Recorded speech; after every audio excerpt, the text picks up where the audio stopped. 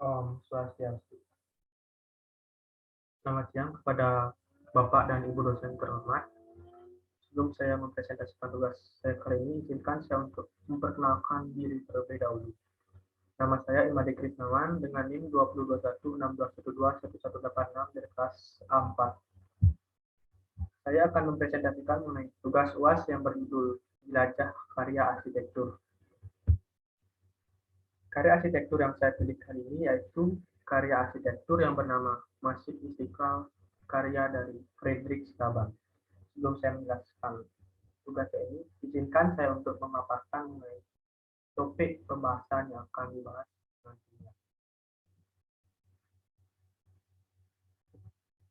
Topik pembahasan yang pertama ada riwayat hidup dari Friedrich Laban, yang kedua karya arsitektur Friedrich Laban, yang ketiga ada unsur-unsur arsitektur pada Masjid Istiqlal, dan yang terakhir ada faktor-faktor arsitektur yang terdapat pada Masjid Istiqlal. Riwayat hidup Friedrich Laban.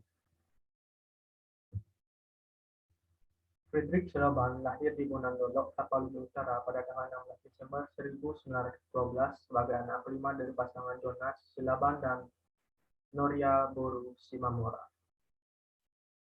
Friedrich Laban lahir dari keluarga petani. Keluarganya ada pendidikan dari Friedrich Laban. Friedrich Laban menempuh pendidikan di Holland Island School di Narumonda, Tapanuli Utara. Setelah ia menamatkan pendidikannya di Swiss, Friedrich Laban melanjutkan pendidikannya di Sekolah Teknik Menengah Bergengsi yang ada di Groningen Wilhelmina School atau KWS. Dengan pekerjaan dari Friedrich Laban. Setelah menamatkan pendidikannya di KWS, Friedrich Laban bergabung sebagai juru gambar atau drafter bangunan di DOW di Kota Praja, Batavia dari tahun 1939 hingga tahun 1942. Sejak 1942, Friedrich Laban diangkat sebagai Kepala Dinas Pekerjaan Umum di Bogor hingga masa pensiunnya pada tahun 1969. Selanjutnya ada istri dari Friedrich Laban. Pada kurun waktu tahun 1942 hingga 1949, Friedrich Laban mengalami banyak masalah karena status sosialnya dianggap sebagai antek Belanda. Tahun 1942, Friedrich Laban bertemu dengan seorang gadis yang bernama Levikevich yang merupakan gadis keturunan Betawi Belanda yang sangat cantik, dan akhirnya menikahinya pada tanggal 18 Oktober tahun 1946. Selanjutnya ada karya arsitektur terkenal dari Friedrich Laban. Friedrich Laban telah merancang banyak bangunan monumental yang ada di Indonesia. Dari semua karya yang telah beliau rancang, ada salah satu karya arsitekturnya yang paling terkenal dan sangat dibanggakan di Indonesia. Karya tersebut adalah Masjid Istiqlal yang merupakan masjid terbesar yang ada di Asia Tenggara.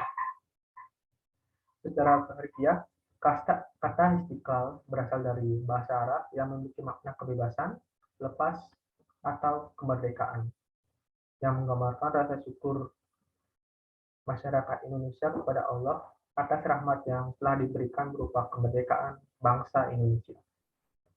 Dalam bentuknya, Masjid Istiqlal menerapkan konsep minimalis karena bentuknya tidak rumit, sederhana, dan tetap terlihat organik. Prinsip minimalis ini diturunkan dari arsitektur gaya modern yang berasal dari Eropa. Masjid Istiqlal ini lebih mengutamakan pada fungsi dan efisiensi. Proses awal yang dilakukan dalam pembangunan Masjid Istiqlal ini adalah dilaksanakannya sayembara perancangan Masjid Istiqlal. Adapun Dewan Juri yang diberikan dalam sayembara ini adalah Presiden Indonesia atau Insinyur Soekarno yang menjadi ketua atau kepala dari Dewan Juri yang menilai karya-karya yang ada pada sayembara ini. Dari sayembara tersebut didapatkanlah pemenang pertama, yaitu Friedrich Laban dengan desain arsitektur yang diberi nama Ketuhanan. Berdasarkan usulan dari Insinyur Soekarno, lokasi pembangunan Masjid Istiqlal ini ditetapkan di Taman Wilhelmina sampai akhirnya bangunan ini didirikan pada tanggal 24 Agustus tahun 1961 dan diresmikan penggunaannya pada tanggal 22 Februari tahun 1978 oleh Presiden Soeharto. Unsur-unsur arsitektur yang terdapat pada Masjid Istiqlal. Yang pertama ada fungsi. Fungsi. Masjid Istiqlal merupakan bangunan yang memiliki fungsi sebagai tempat persembayangan bagi umat Muslim. Selain dipergunakan sebagai tempat ibadah umat Muslim, masjid ini juga dipergunakan sebagai kantor bermacam organisasi Islam di Indonesia, acara sosial, dan acara umum lainnya. Masjid ini juga difungsikan menjadi salah satu daya tarik wisata yang terkenal di Jakarta. Secara kebudayaan, Masjid Istiqlal ini merupakan jantung kehidupan umat Muslim yang ada di Indonesia yang selalu berdenyut untuk menyebarluaskan dakwah dan budaya Islam. Sebenarnya ada unsur ruang. Yang pertama ada ruang utama yang terdapat pada Masjid Istiqlal. Ruang utama ini memiliki panjang dan lebar 100 meter, serta terdapat yang panjang sebanyak 2.361 buah. Selain itu, ruang utama ini memiliki tinggi 60 meter dan terdapat 5 tingkat sebagai simbol sholat 5 waktu.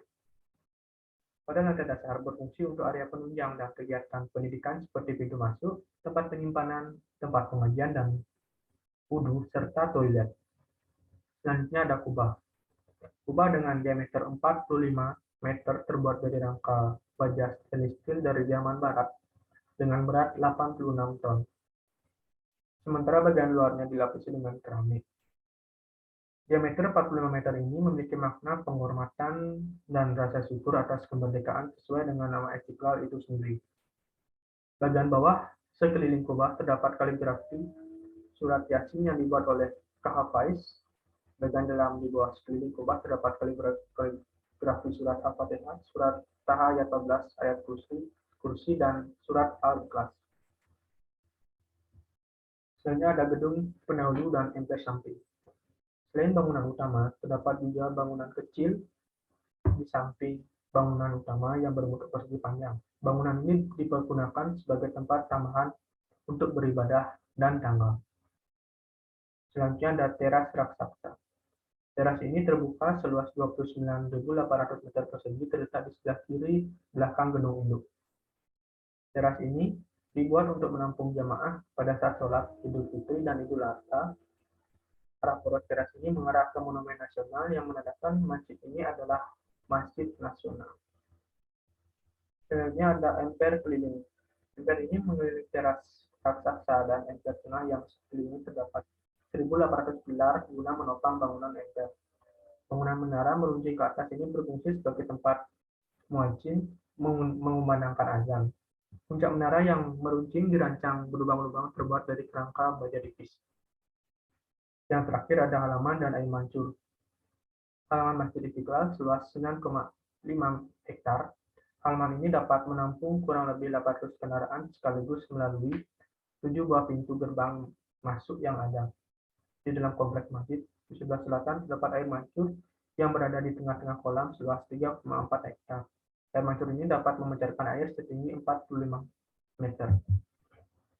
Unsur selanjutnya yaitu bentuk. Dari segi bentuk dan fungsi, ruang Masjid Istiqlal sudah memenuhi kaidah dari arsitektur modern. Hal ini dikarenakan adanya perpaduan antara gaya arsitektur Eropa dengan gaya arsitektur Timur Tengah. Masjid dengan plaza dan koridor biasa dikenal dengan Masjid Gaya Timur Tengah. Namun, prediksi Laban mencoba hal baru pada penempatan plaza di Masjid Istiqlal, di mana Silaban mendesain plaza yang tidak sejajar dengan bangunan utama, sedangkan di Masjid Timur Tengah plaza dibangun sejajar dengan masjid utama. Dengan desain yang seperti ini bisa dilihat Fredrik Silaban mencoba sesuatu yang berbeda dengan masa lalu, tetapi memiliki fungsi yang sama. Metode ini sesuai dengan aliran arsitektur rasionalis yang mencoba sesuatu yang baru dengan bentuk yang lama. Ini ada unsur estetika. Masjid Istiqlal merupakan masjid kontemporer dengan mengimplementasikan unsur-unsur semiotika arsitektur dalam perancangannya yang terkandung makna yang filosofis. Penyesuaian yang begitu detail dan transparan dengan teknologi yang modern sehingga memiliki nilai estetika yang tinggi. Bangunan Masjid Istiqlal ini memiliki satu kubah kecil berdiameter 8 meter, yang di tengahnya terdapat tiang yang menopang lambang bulan dan bintang yang tingginya 17 meter. Masjid ini juga terdapat kubah raksasa berdiameter 45 meter yang bermakna kemerdekaan pada tanggal 17 Agustus tahun 1945. Terdapat 12 tiang atau pilar yang menopang bangunan utama masjid. 12 tiang ini melambangkan kelahiran Nabi Muhammad SAW, yaitu pada tanggal 12 Rabiul Awal. Unsur yang terakhir adalah makna. Secara riwayat, kata Istiqlal berasal dari bahasa Arab yang memiliki makna kebebasan, lepas atau kemerdekaan, yang secara istilah menggambarkan rasa syukur masyarakat Indonesia kepada Allah atas limpahan rahmat berupa kemerdekaan bangsa Indonesia. Dalam desainnya, Friedrich Laban memasukkan banyak simbol yang berkaitan dengan Islam dan Indonesia. Kubah Masjid Istiqlal memiliki diameter 40 meter yang melambangkan tahun kemerdekaan Indonesia tahun 1945. Masjid ini juga ditopang oleh 12 tiang yang melambangkan hari kelahiran Nabi Muhammad yang jatuh tanggal 12 Rabiul Awal. Selain itu, Masjid Istiqlal memiliki 4 lantai balkon dan 1 lantai dasar. 5 lantai ini melambangkan 5 rukun Islam, jumlah sholat wajib dalam sehari, serta jumlah Pancasila dalam ideologi negara Indonesia. Lalu di bagian luar masjid terdapat menara yang memiliki tinggi 6.666 cm. Angka ini melambangkan keseluruhan jumlah ayat dalam Al-Quran. Menara masjid yang hanya berjumlah satu ini melambangkan tanda keesaan Allah. Selanjutnya ada faktor-faktor arsitektur yang terdapat pada Masjid Istiqlal. Yang pertama ada lingkungan. Masjid Istiqlal dibangun di Taman Wilhelmina yang di dalamnya terdapat reruntuhan benteng Belanda dan dikelilingi oleh bangunan-bangunan pemerintahan dan pusat-pusat pedagangan serta dekat dengan Istana Merdeka. Hal ini sesuai dengan simbol kekuasaan keraton di Jawa dan daerah-daerah di Indonesia, bahwa masjid harus selalu berdekatan dengan keraton atau alun-alun kota.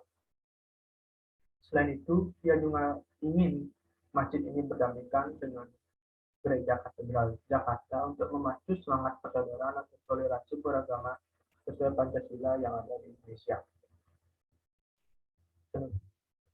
Selanjutnya ada unsur budaya. Secara kebudayaan, masjid merupakan jantung kehidupan umat Islam yang selalu berdenyut untuk menyebarluaskan dakwah Islamiyah dan Islami.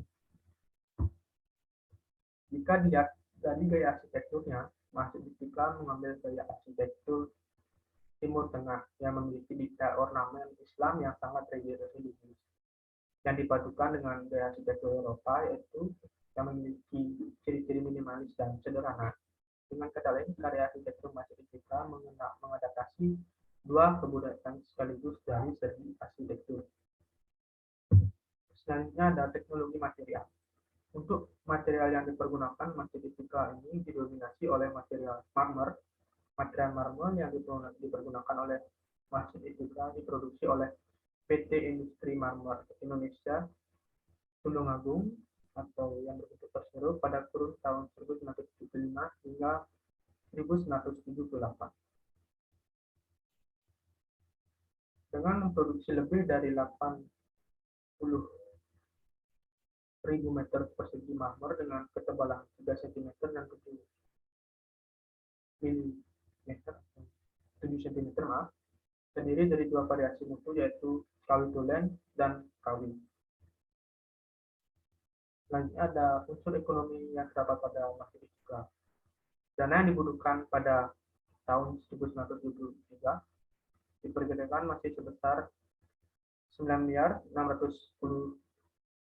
juta atau setara dengan 14,5 juta dolar Amerika Serikat saat itu pada kurun tahun 1975 hingga 1978.